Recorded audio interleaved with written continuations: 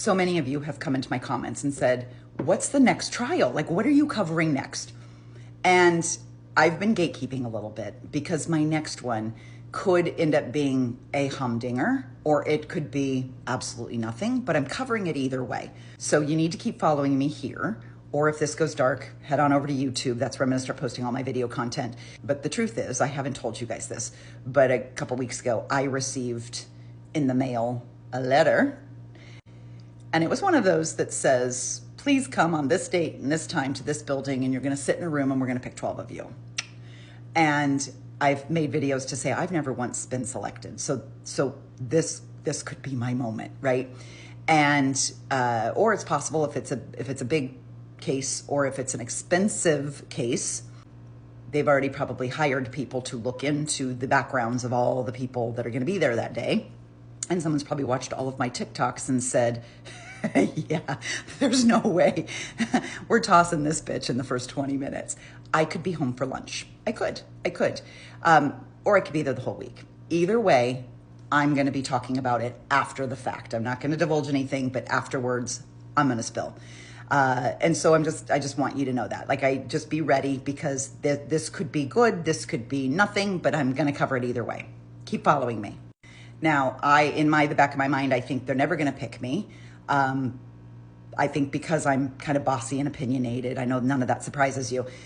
But my aunt told me a story about a jury she was picked for, and I'm going to tell that story in a minute. But let me also say that if you've watched my trial videos on here, a lot of times you notice I cover trials where I think there's a very real possibility that the defendant either didn't do it or the state failed to prove it. Now, I don't feel that way in every situation. In fact, I say all the time, I consider myself a very fair person, and I will listen to both sides. And I think the career that I have lends itself to that, right? I'm somebody who really needs to kind of look at a lot of different sides before making decisions. And so I would do that here as well. We'll see if they end up taking me or not. But let me tell you the story of my aunt. So she told me this. She told me a couple of times she's been on jury duty, was selected, but she lives in LA, in the Valley. And this was in the 70s. She worked for the LA Times, which the big newspaper. Now she was in the HR department, so maybe, but her husband was a reporter. They both worked for the LA Times. So for me, this has like, get her out of the room as quick as possible vibes all over it. But then when the questioning starts, they start asking questions and they start saying things like, just telling kind of what I remember. These aren't the exact questions, but it was something like, how many of you have ever known a nun? And so of course she raises her hand. And they say, how many of you have, been around nuns or been to, Catholic schools or anything like that? She raises her hand because my stepmom and her sister were both, they grew up in Catholic, like, boarding schools. They were raised by nuns. And there was kind of like, how many of you have had maybe bad experiences with nuns, right? Because back then it was very strict. They used to smack you with their little ruler, whatever, allegedly.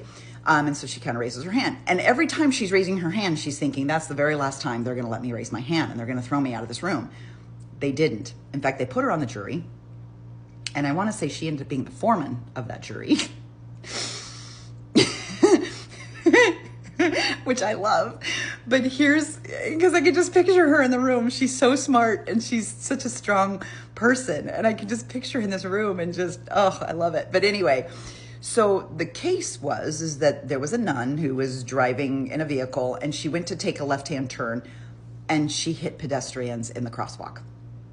And the pedestrians there was a mother and I think it was 3 very small children. And the mother's killed, leaving the 3 children without their mother. And this wasn't the case against the nun. Like, did you do it? Did you not do it? The nun knew she was guilty. She pled guilty. She was punished for her crime.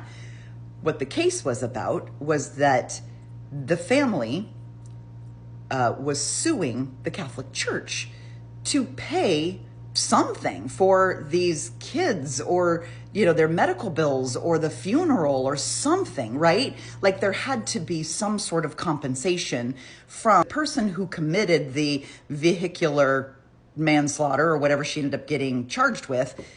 You can't sue her. You have to sue the Catholic Church. And I think the shocking piece for this jury was that the Catholic Church didn't just do the right thing. I've said on here, many times, and in my podcast, that we cannot count on the Catholic Church to do the right fucking thing, ever. They will run and run and run and hide and hide and hide from issues, big, big, big violations of things, until the lawsuits start flying around. And that's what happened. This comes to court, and the jury decides that the Catholic Church has to pay. And I think that the feeling, again, I wasn't in the room, but this is the general feeling, is that none of it would have come to this if the Catholic Church had just said, okay, we'll pay for the funeral, or we'll put some money aside for these kids to go to college or something. If they just come forward and done it and been good about it, then it never would have gone this far. When they skirt the issue and they try to hide from the issue and they don't do what's right up front, you can understand why a jury might be compelled financially strike back at them.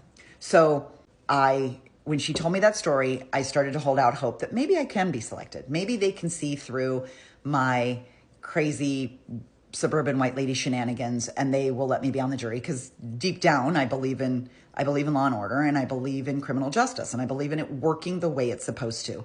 If I'm your peer, I'm going to come and I'm going to be on your jury. I'm going to do the best I can to judge fairly. So we'll see. We'll see. If nothing else, it makes for great fucking videos afterwards. So stay tuned as I go on this adventure.